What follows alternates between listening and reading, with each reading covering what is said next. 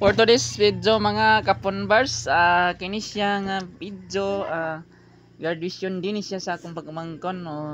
Yan, grade 6 student. Wala na siyang yung tuga at kalo kasi nagbihis na siya mga kaponbars. So nahiya siya mga kaponbars. So. Ito naman po yung mga pagkain na piniprepare ng kaniyang magulang. Yan, may kanin. Yan, may mga ulam, maraming ulam. Parang gusto kong kumain dito mga kaponbars. Nagugutom ako mga kaponbars.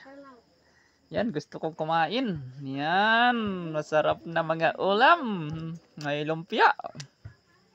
May lumpia, may kanin, may gulaman na may butong. Yan, daming ulam nako, ang sarap nito mga kaponbars ng ulam.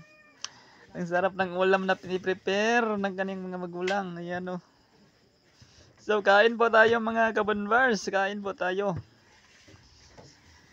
Kain po. Masarap yung ulam. Ito yung gusto ko. Yan, masarap yan Sarap na mga ulam. Ayan, magloob ng karning manok.